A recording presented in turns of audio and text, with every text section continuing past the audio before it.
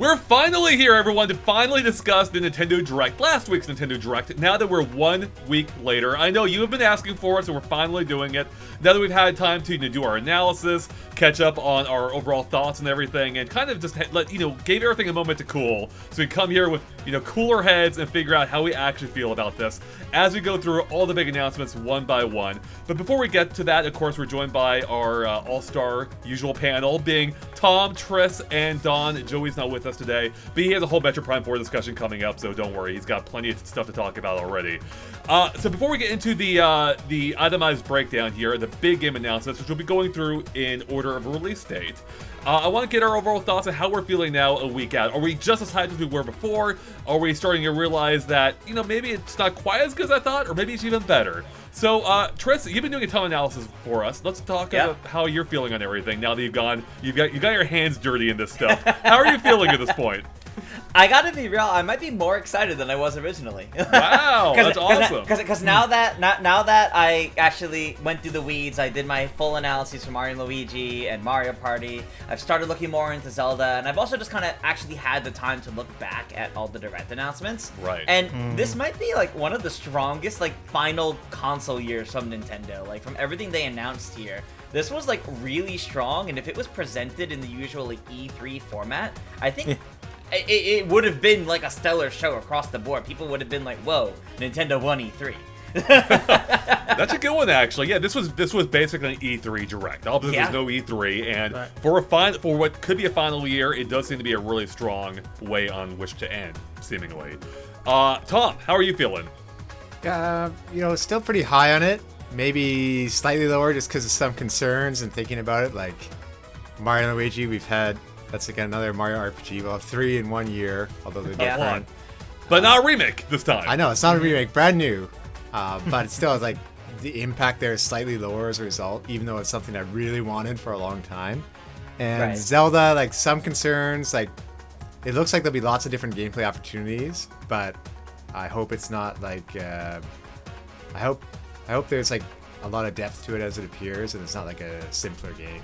That's my hope that I'm worried about. So a little on the fence, but I am gonna be picking that one up. And Metroid Prime 4 looks really great for the most part, but it's 2025. It's still a ways off. There's still that sort of Switch 2 kind of debate there, but overall, really impressive how Nintendo planned to have some game releases here in their final year of the Switch. Imagine that, planning games in your possibly final year of the console. Amazing, I know, right? Not just abandoning it.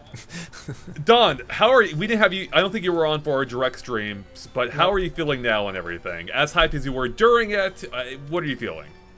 Before, I wasn't really hyped at all. I didn't have many expectations. I'm also a guy who likes really weird experimental stuff. Yeah. So I thought this would be the year, after that, for example, Another Code and a few others, that this would be the year to experiment. But it turns out they're doing far more mainline stuff than I initially realized. That was a surprise. Which is both for me a positive and a negative. I like the mainline stuff, but I also like some of the weirder stuff, like in the grassroots stuff. That's also happens a lot during the final years of consoles. But it seems like they're going more all out, which is fine. They're absolutely fine. It would be also an interesting conversation down the line if the Switch 2 is backwards compatible, but that's also another point. In general, I really enjoyed it. Most of the stuff that I wanted out of it got there, and then a little bit more also on the third-party side of things. To me, it was not even the biggest highlight. Wasn't even a Nintendo game. I was screaming when I saw Dragon Quest 3 HD, HD 2D, because it's the franchise that I love the most from an RPG perspective, and it's been so darn long since we heard anything about that I basically lost my voice in that instant. Wow, that's like Joey and Metroid Prime 4. It sounds like. Yeah. I think there was a little bit for everybody. That was the main takeaway, which was really good. So how are you feeling now compared to then? As good as you did then? A little bit better? A little worse? I still feel pretty good about it, very similarly to a week ago. Perfect. For me, I think I've cooled off a little bit. So I think if I took it by, as an itemized list, game by game. Some I feel better about, some I feel worse about. We'll get into all of those as we go through this.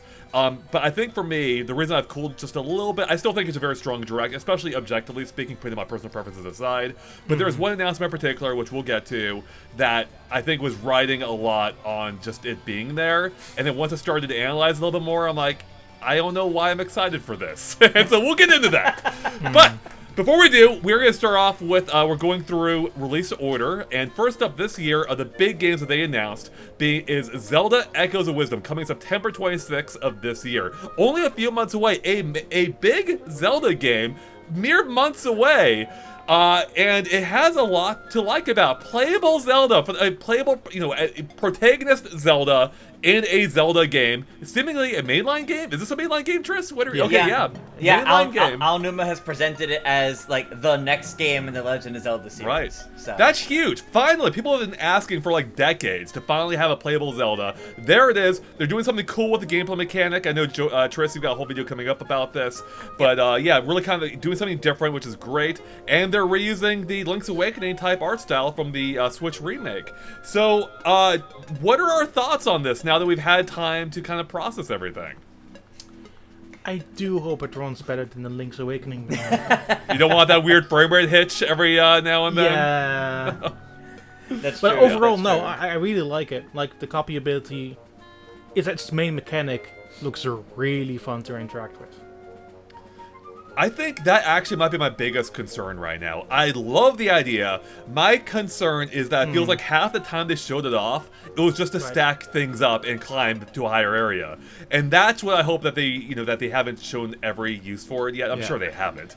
But they did show off some more interesting enemy stuff later on, especially being able to clone enemies, which is cool. So I'm really hoping for some novel solutions here, which Alan Newman did tease. He's basically said that everyone's gonna have a different way of going through this game. I just hope it's not like, oh, you made a box tower, I made a bed tower, I think some combinations they are clearly not showing. Yeah, exactly. They're really saving that for the final weeks, for the final push of that game, I'm sure. Yeah, they really here they took the time to kind of sell you on the idea at first, to give you an idea of what the idea for this mechanic is, before they probably really blow it all out later, being like, now look at the cool things you could do. This is, yeah, you can climb by stacking, you can climb by swimming up water that you placed, or you can have different enemies fight for you, or enemies solve puzzles for you. That's cool, but I imagine later on we'll see some of the more intricate things that you can do with it. Especially since, while it's the main mechanic, I can't imagine it's the only mechanic. No. So, That's a good one. Yeah. Do you have any thoughts on that? Can you apply attributes to these things, for instance? It'd be interesting if you can apply different attributes or make them do things. If you applied, let's say, you can make an object move. That would be really cool. But I think that we might see some other, key items come into play. This is the main one, of course. This is the equivalent of the Master Sword. But we might see, some other key items Zelda can pick up that would be the equivalent of, Link's boomerang or hookshot, or other items he would get through this kind of adventure. I think a big element, too, is how all these, what are they calling them? Copies? Echoes. Echoes, thank you, of course. How can I forget that? All these echoes is how they interact with each other, too. I hope they have some really fun interactions. But that's for Breath of the Wild, for instance, a lot of the fun came out from how all these different systems, played against each other, played into each other. And that's what I want to see here. If I have a fireplace next to a bed, would that bed catch fire? While I'm sleeping in it, maybe? Oh, jeez. That'd be a problem. Sure, assuredly, there's also going to be a hard limit of how many echoes you can use at one moment, right? Yeah, I wonder what that is. It looks like there is one. Just a quick thing. There's the little triangles that appear over every echo, and those triangles come off the little fairy following Zelda. So I think you probably increase your limit through the game, but I think however many you can have at a time is based on how many little triangles are over the little fairy. I'll add quickly, this is the experimental game I look forward to at the end of every generation of Nintendo. Yeah. And covering, two birds with one stone. This is playable Zelda 2. I mean, I gotta have to rethink my predictions for the future, not just remasters. And, and Ayanuma 2, he seemed funny, saying that he stole the presentation and handing it back to Shinya Takahashi.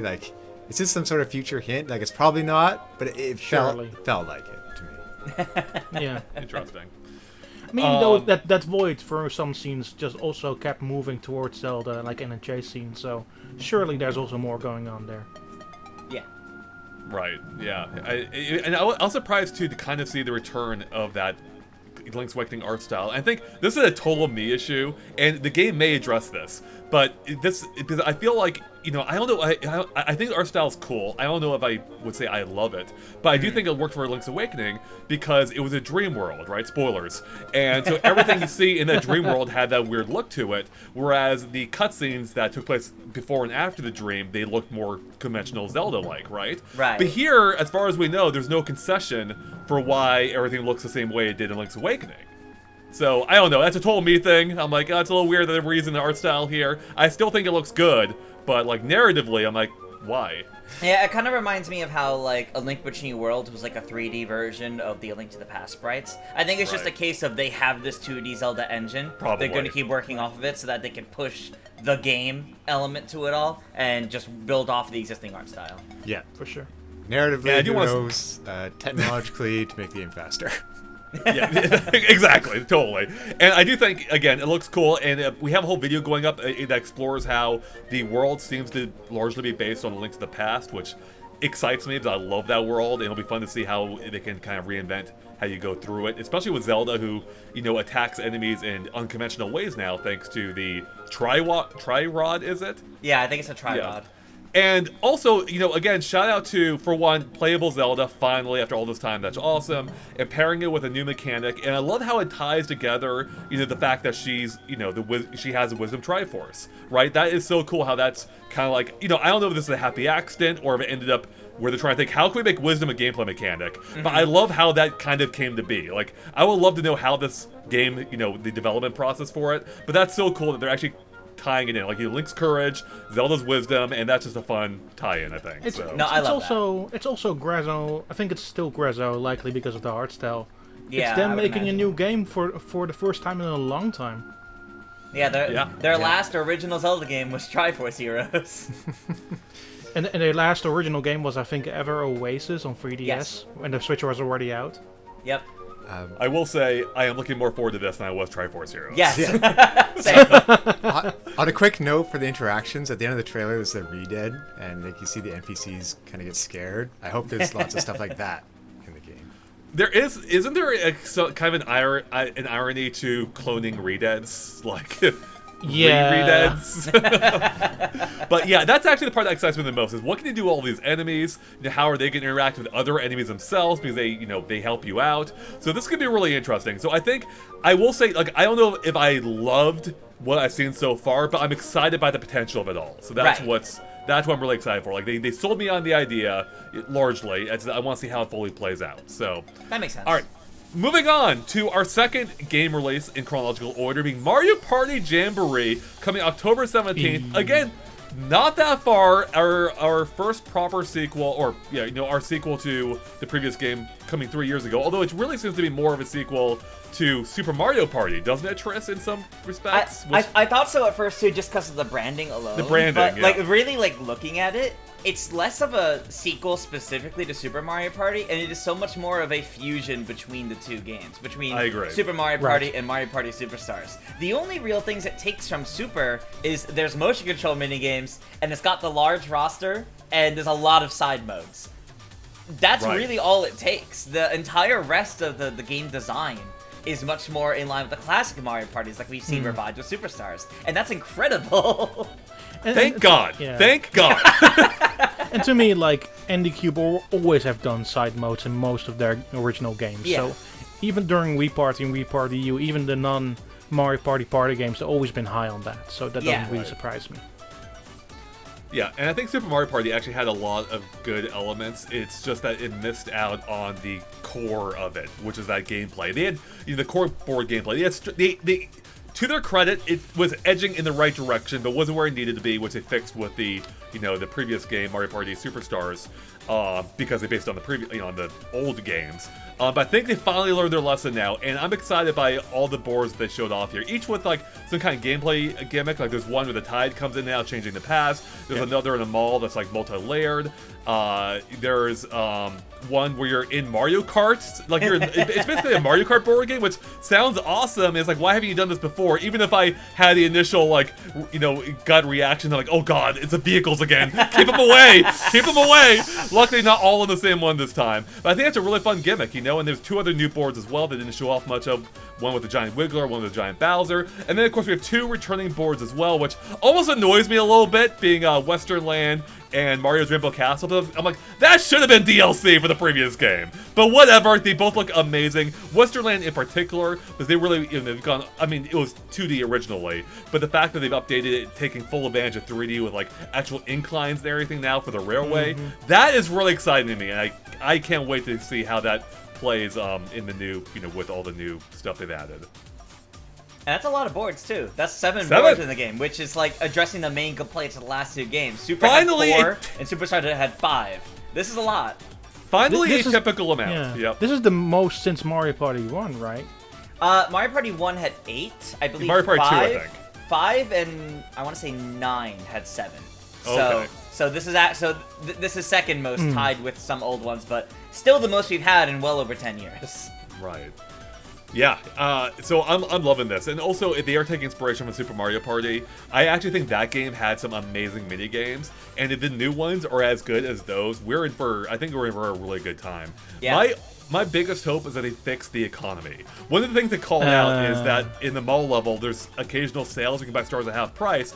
Cool on paper, but if it's the same economy as the previous game, that means they're going to have way too many coins. It won't even matter. So I really hope that they fix that or give us control of some control over changing the economy. I think if the economy is the same, that's probably the one board where it makes the most sense, because if you're in a mall, there's constantly things to be buying, so you're gonna run out of those coins very quickly, depending on the amount of items that are in play. Because I Are there a lot of imagine there's shops? gonna be a lot. Yeah, there's a lot of shops. There's 2 normal shops, and then there's a lot of happening or event spaces in front of like 4 other stores. Okay. So there's a lot of shops. Tom, how are you feeling about Mario Party? I'm excited for the 20-player mode. I want to see how that turns out. Yes. Right. That's awesome. Like, that's going to be so great for streaming, too, I think. For, like, you can actually engage the community. Yeah. I wonder how many minigames it's going to have. Like, this is one of my concerns. Mild concern, probably. I think it could be a lot of fun.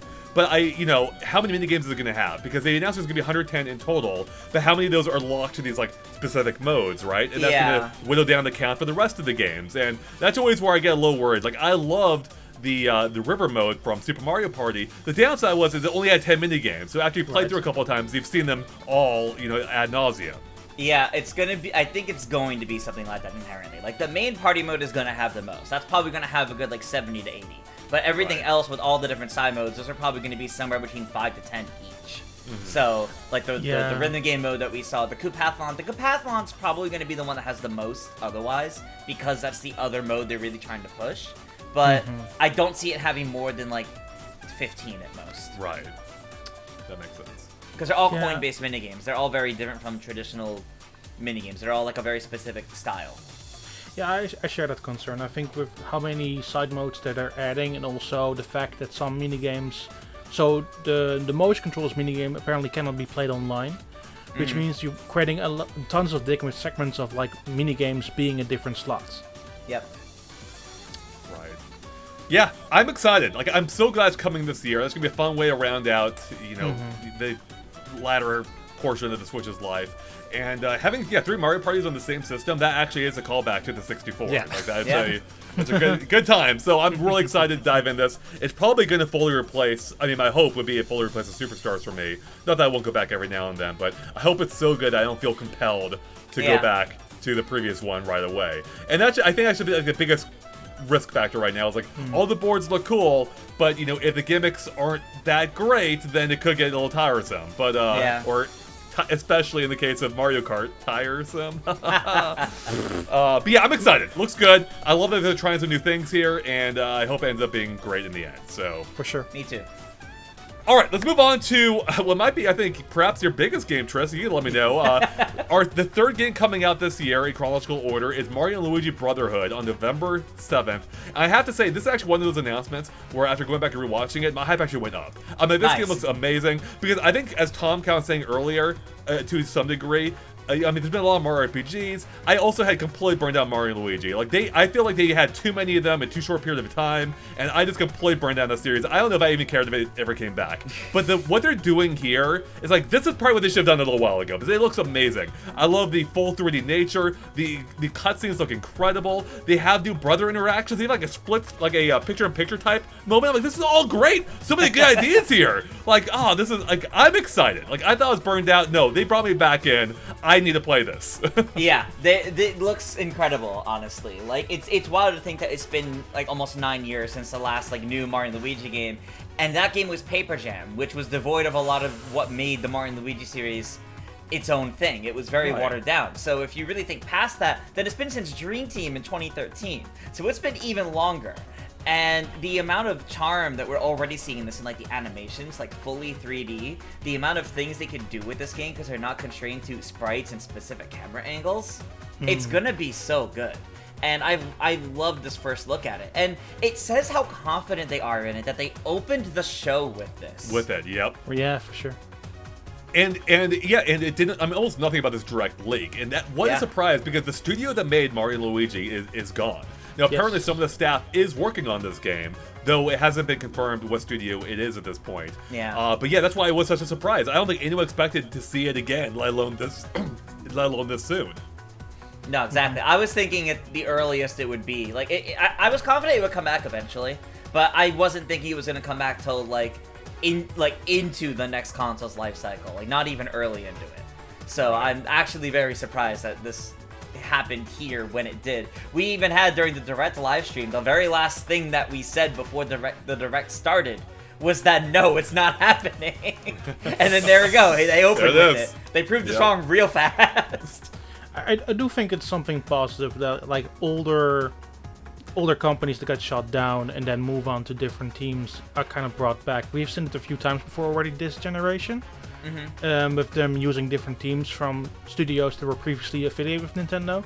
So it just makes sense that a studio that picked up Alpha Dream developers just get content by Nintendo. Hey, do you want to strike back to Mario and Luigi? Right. Yeah. And it seems like, with it being on a new system, they probably have a larger budget. Like, and it clearly shows in this case. Like, it looks like they're taking the opportunity to really try some new things with this series, which I think is what they really needed to do.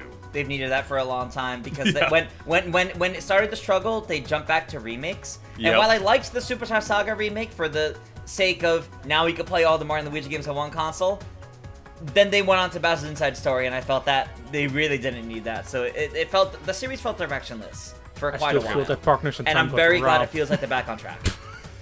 What, Don? That they skipped Partners in Time? I still feel that Partners in Time got robbed of a remake that it really deserved. It should get one. That's part of the course of the Mario RPG series. Where's our Paper Mario 64 remake, right? So Yeah. Go ahead, Tom. I just thought it was kind of like a misdirection in a way with, remaking Thousand Year Door. It's like, okay, they'll probably make like another Paper Mario next generation, and to have it so soon, and being Mario and Luigi, that like just such a big surprise for me in my books. And 100%. And I think too, like to take it literally, I love. One of my favorite things about the Mario and Luigi series is you get that interaction with Mario and Luigi, which you rarely actually have throughout the series. Yeah. Luigi's Mansion touches on it a little bit, but Mario and Luigi is one that went all in on it. And seeing that now in 3D really kind of gives it a new breath of fresh air. It feels like a breath of fresh air. And I'm so excited to see all the new interactions. Like one of my favorite from the trailer was we see Mario and Luigi wall jumping up a gap together.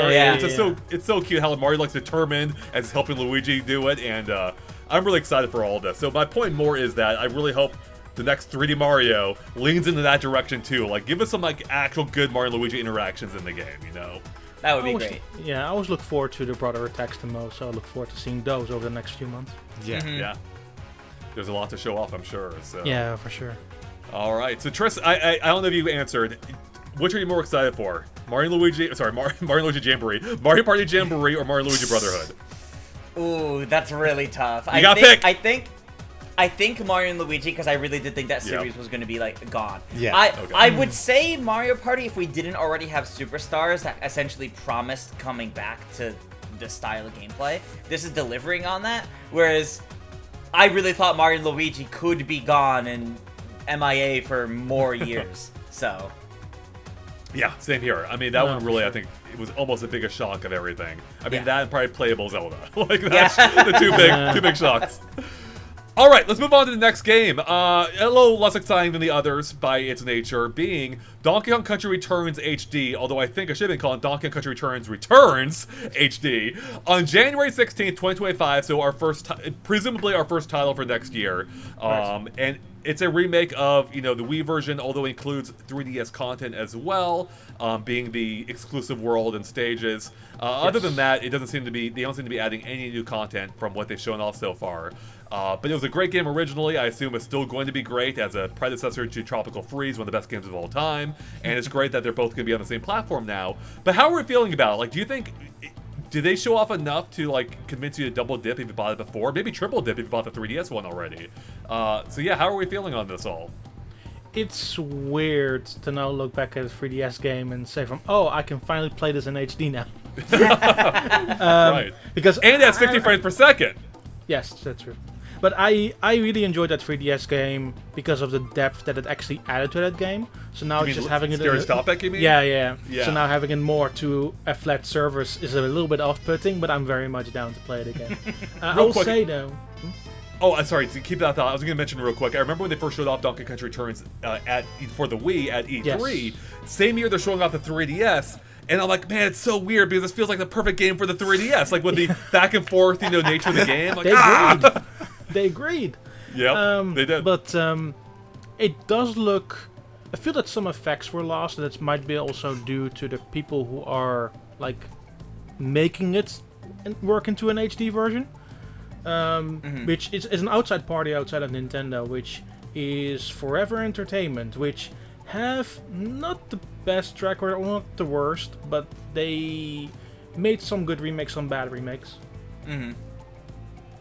That's fair. It's not the studio. Who did Nintendo acquire recently? What studio was that? I'm not sure. That was that one in Florida or something. Yeah, that was one in Florida. Yeah. These ones I think are somewhere in the East Bloc of Europe. Yeah. Okay. But they got a money injection like 2021, and that was weird at the time. Apparently, they're just working on remaking Nintendo games now. Which, after doing Panzer Dragoon and House of the Dead, that seems like a weird step to take. I know both those games, I believe, had their own issues, which, I forget exactly what they were, but...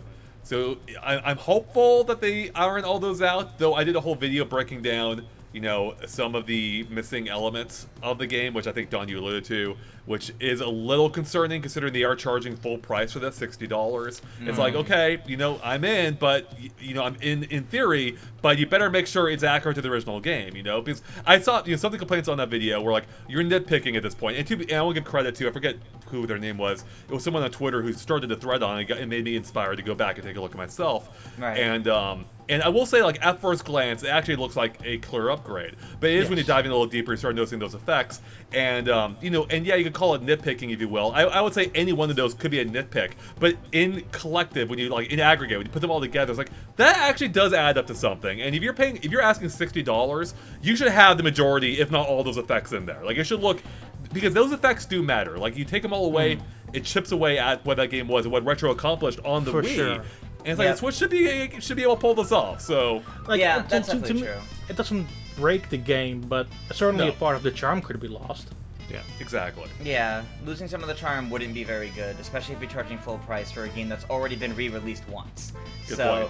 Yeah, it's definitely an interesting situation that I think could just be a result of it's more than 6 months out from now. Yeah, so hopefully. they could, it's still in development. It might look better when we next see it.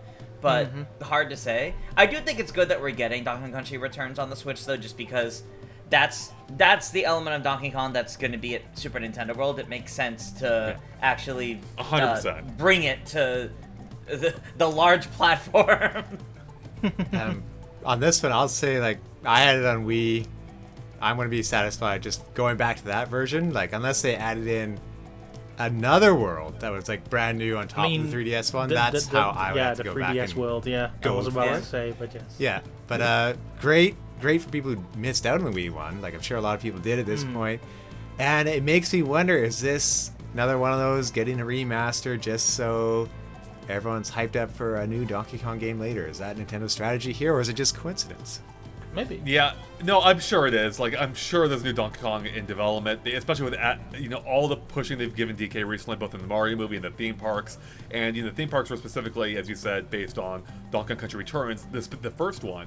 Yep. And so it makes so much sense to release it in the near future. And I'm excited to revisit it. Like, I love the original. I think I liked it a lot, on our official scale. Tropical Freeze is amazing.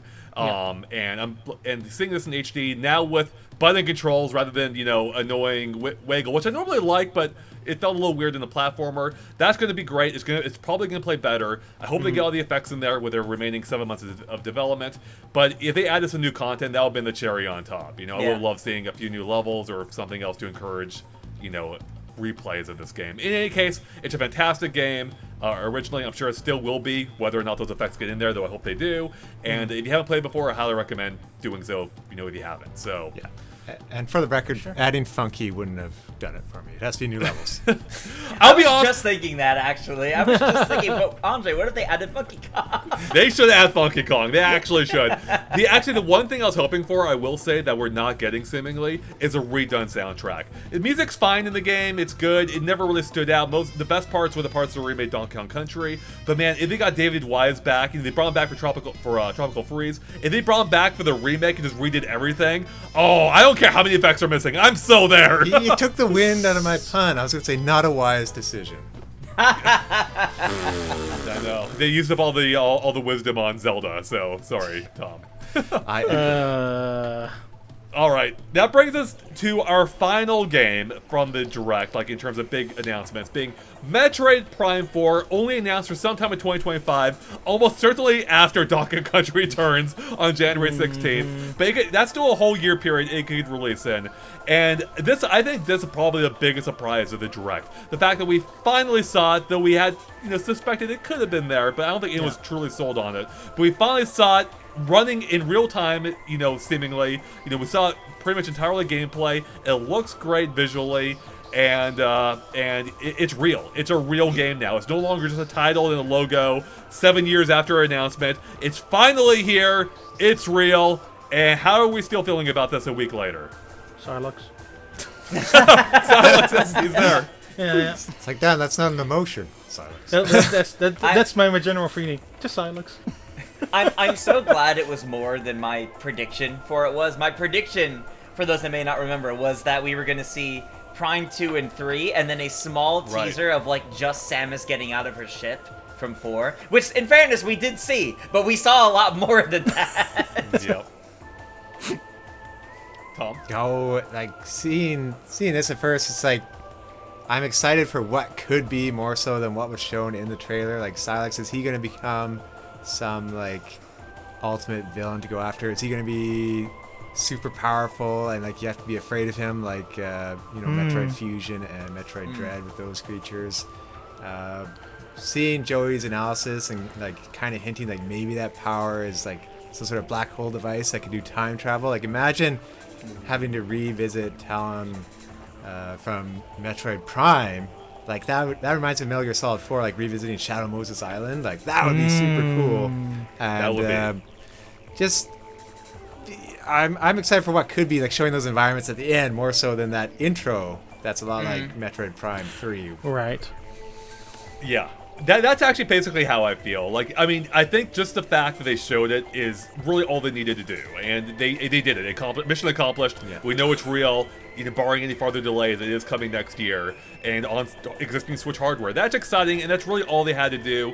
But to be fully honest, going back through it again, visually it looks great, even if Metroid Prime Remastered also looks so good. It almost takes a little bit away from this one because it's we've seen graphics that look comparable to this already, but still a great looking game. But looking at it from a gameplay perspective, they showed nothing new here, really. It's all just good looking, but otherwise it looks to be playing just like a Metroid Prime game, which on the one hand is great. Maybe that's all people really want from it. Just another, because how long has it been since Metroid Prime 3? 15 years or something. I think Like, about Oh, 15. longer than that.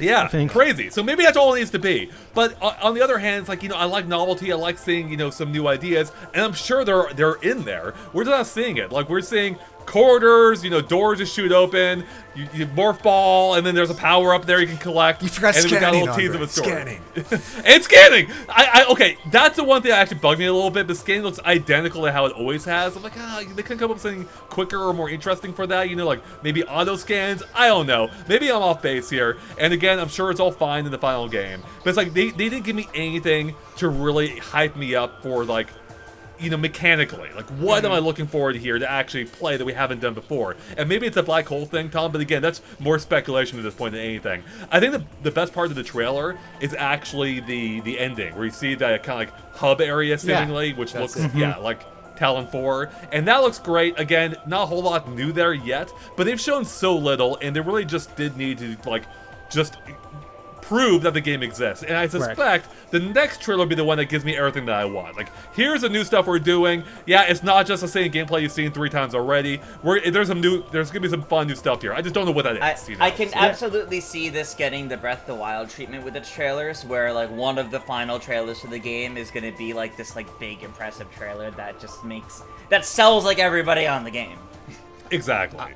I just had a hilarious idea. It's like the opposite to me with the Zelda trailer. The Zelda trailer I thought from, this is the main concept. Cool, I cannot wait to see the other stuff later. Yeah. Here it's like, here it exists. You will get the main gimmick later down the line, and I'm more interested in that potential than it is right now.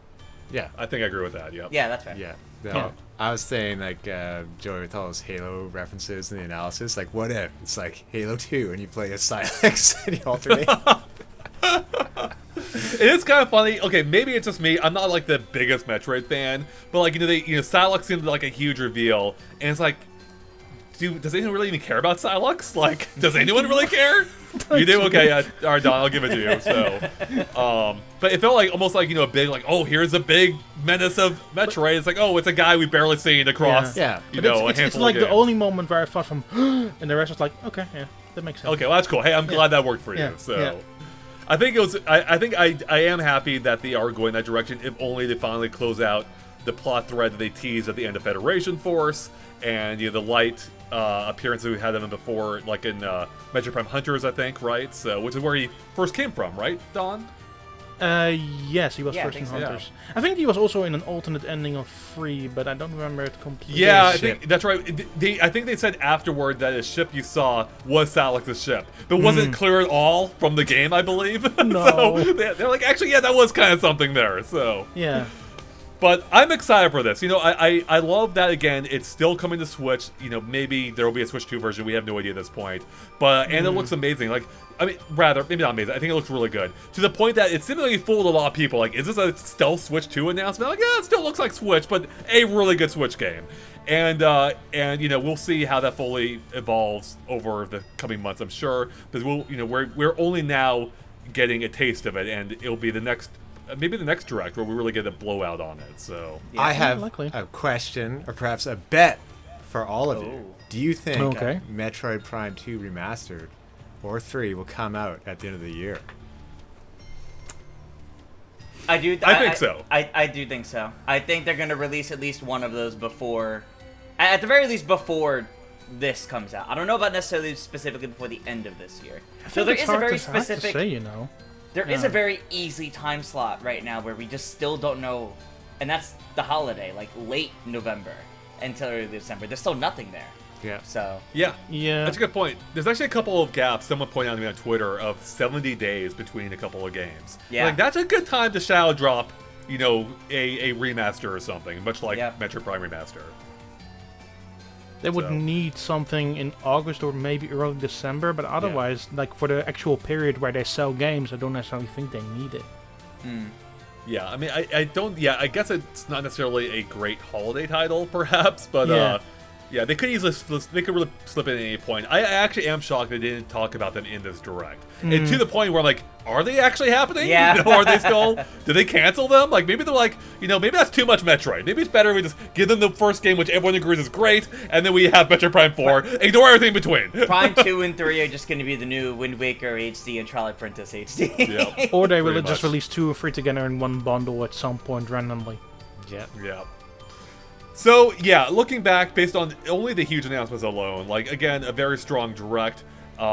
It's like, again, for what could be the final year of the Switch. I say this because there's still plenty of time for there to be gaps. It seems like it's, on the surface, it seems like Nintendo may have addressed the issue of there being a really kind of dull final year. But we don't know when the Switch 2 is really coming out at this point. It could be late 2025. It may not even be 2025. It probably will be. It could be 2026. Yeah. So we really don't know. And, the final game we know about here, is Donkey Kong Country Returns outside of Metroid Prime 4. And it's like, okay, there's still time for a big gap to be in there. So I'm hoping, there's a little bit more than this, unless Switch 2 is early next year. Yeah. So, Yeah. I mean, there's still a time frame where we know that Switch 2 is going to get announced, which is this financial year. Otherwise, we don't So really before know. March. Yeah. Exactly. Otherwise, we don't know. All right, so that's it for all the big announcements. Is there anything else we want to talk about this direct before we wrap it up here? Can we just mention how weird it is that Switch Sports got an update after all this time? I thought Switch Sports was deader than Mario and Luigi. And once again, as I said this before we started, but as the one of 50 people who likely finished everything in Switch Sports, I'm like, man, could you have done this like 2 months after Golf? Yeah, like, Right? couldn't they Because- announce this after yeah. Golf came out, and then, if you want to incentivize players to come back to this game for Yeah. maybe more than just basketball, add new stuff otherwise, like new customization things? Because I was doing those bingo cards with all the rewards for every single week for a year, and I'm like, if you released this like a few months after Golf, I would have had a bigger incentive of going even harder. Right. Well, and that brings up an interesting point, because now they're repeating content at this point, right? Yes. The cards, Yeah. yeah. But they're going to have to make new content now for the new sport, won't they? Well, they have Allegedly. tied rewards to each of the sports individually as well, so it likely will still do that. But I have Right. no incentive for them to think, wow, they're gonna also add new bingo cards to that game. Yeah. Right. Yeah. I think this is cool to see, and I actually do believe that they didn't plan this at the time the game came out. I think they held back to see how it sold, and actually it ended up selling quite well. They're like, okay, maybe there actually is room for DLC here or additional content, and it's free. So that actually is really cool. It's based on the game. It seems to be very similar to the Wii Sports Resort version, Yes. which is a version I did like. It had some issues as well, so I hope that they address some of them in this version. But you know what? It's a new sport. I'm excited for it, and I hope it's not the end. I would love if this, resurges sales and interest to a degree that they continue to invest in it, and I think that'd be a really great platform to just keep adding sports to it. It would be nice. I'm still sad that we never could really explore the actual area of Spoko Square like we could in Wii Sports Resort. Yeah. It seemed like it had so much potential. Like it makes sense as a world, Like they put that effort in. Why not let us run around it? That'd be so great. Yeah, when I was in badminton, there was this really cool area of cafes and stuff. Why couldn't we not walk around in that? Right. Like, you'd be cool is if, like, instead of the bingo card stuff or whatever, like, Yeah. you actually could walk to physical stores and buy the stuff there using currency love or that. whatever. That would have been Right. nice, yeah. Yeah. Tom, you're an active person. Is this going to bring you back to the game? I don't know. Like, it looks interesting with the dribbling and stuff, but I'll see. Maybe if it's on sale at some point, it will. All right. Anything else from the direct we want to shout out, or are we covered here? Quick Ace shout out. Attorney Investigations. What was that, Don? Ace Attorney Investigations Yes, collection. that's a good Oh, that's one. right. I'm very excited about that one. Yeah, the final 2 games in this series are finally coming to modern platforms, especially the second one, which we never got. Yeah. And they're very different from all the other Ace Attorney games. And I'm glad just that cycle is now complete now. I'm very excited right. because it paves the way to finally get a new Ace Attorney game. Yeah, but these 2 were the only last ones standing. After the Great Ace Attorney, these were the only ones that still didn't really get a full localization, especially the second one. So I'm glad that at least that one has now seen the light of day. Me too. Tom, what were we gonna say? Quick shout out to the Mio Memories and Orbit indie game Yes. trailer. That was announced here. It's coming out to everything. It's kind of a Metroidvania where it looks like you're using your hair as a grappling hook. It's like kind of an alien world. Just kind of stood out to me out of all the different indie trailers this year. It did look really nice. It was really eye-catching. Yeah, for sure. I think Is the that other more hair catching? I think the other big one for me, outside of Dragon Quest, which I already said at the beginning, was Marvel vs. Capcom. Oh yeah. Yeah, that was huge actually. I realized afterwards, like the Marvel vs. Capcom 2 has never really been accessible, so that's a huge deal. Yeah. Right now. So to there be able was to a get that again. version very on Xbox 360 and PlayStation 3's Live, which was only 720p, and then got listed after a few years. So this will be the first time officially, outside of an arcade cabinet, that you can actually play Marvel vs. Capcom 2 on console. That's freaking awesome. I mean, Yeah, that's a big. that's huge. What do you mean? You guys don't have it on the Dreamcast like me? Even the Dreamcast version is kind of different from the arcade one, friend. Okay. But also Street Fighter vs. X-Men, which also never got re-released. So there's a bunch of games in there that really didn't get much play outside of those early versions on Xbox 360 and PlayStation 3, which is quite incredible. Yeah, it speaks to, again, the strength of this Direct, and also the strength of the Switch as a platform. Because oftentimes Nintendo's had to divert, attention from the current platform for the next one. Both for, reasons of needing games for the subsequent platform, but also because sales taper off, for the existing platforms by the time, the new one's about to release. Sure. And I think here we're seeing Nintendo acknowledge, like, the Switch is huge. Like, why stop making games for it when we can just make more money, and we keep providing people with things to play. And as a Switch fan, like, that's great. That's what I want, like, we don't need to necessarily move on to Switch 2 the moment it's out, And I truly hope that this is still a sign of things to come, that this isn't the final batch of games if Switch 2 doesn't release early next year, and that there will be even more to come. But again, like, it doesn't really feel like Switch is tapering out based on the strength of the announcements we're getting here, which is incredible for a platform that's in its 7th year now, I think? Yep. But Right? you even compared to the Wii really tapered off in like Oh, it did, 2012. Yeah. In the final year, the not Wii, many the games GameCube 64. really. Yeah, not many games really released on Wii, and that was similar numbers. Right. But now, Good point. still fairly decent big games are still coming to Switch this year. That's actually a great point, because I think it says a lot about the kind of demographic and sales patterns of the Wii versus the Switch. Because I think I forget when it happened, it wasn't all that long ago that the Switch, I think, finally surpassed the Wii in sales, at least domestically, maybe worldwide too. I think it has worldwide as well. Worldwide. In any case, the Wii was so front-loaded. Like, I still contend that, to this day, it's the biggest moment Nintendo's ever had, I think. I don't think anything will ever surpass the Wii in terms of, like, getting attention in a brief period of time. The problem was, they burned that out. Like, once the Wii started dying, there was no saving it. It was dead. Whereas the Switch has had a healthier lifespan over its entire duration. Even if it's not selling as much as at the peak, it's still selling incredibly well, to the point that it's still on track to outsell the PS2 in the near future, and that's amazing. And again, it speaks to the strength of the platform, that people aren't just dropping off from it. I also think it helped to inspire those bunch of PC handheld machines as well. So it reinvigorated eventually an entire market. That's a good point. Yeah, it's basically the first of an entire new generation. Yeah. And it'll be fun to see how Nintendo builds upon that with their successor, And it says so much, too, how we went into this Direct expecting mostly ports and remasters and things like that, and maybe a few new ones. Yeah, the complete opposite of what we expected. Yeah, totally. I mean, a brand new Mario Luigi, a brand new Mario Party, a brand new Zelda with Zelda as a protagonist. I cannot say that enough. People finally getting that. And then Metroid Prime 4. Metroid Prime 4. Like, it's a real game. And it's still coming to Switch. So, amazing. All right, I think we're about good. I think we're gonna wrap it up there, everyone. So there you go. We're still feeling overall riding high on this Nintendo Direct. Really shows a good future for the Switch. And we'll see if they can maintain this momentum through the next year. Again, we know that there's Donkey Kong and the Metroid Prime 4, and who knows, maybe some other things too, hopefully. But on that note, we're going to wrap it up here. Thanks for watching. Let us know your thoughts in the comments below. Do you agree with us? Overall, do you disagree? Do you disagree with me on Metroid Prime 4? Looking a little underwhelming on the gameplay front so far? I'll take the heat. Let me know. On that note, we'll catch you later, everyone. Have a good one. Bye.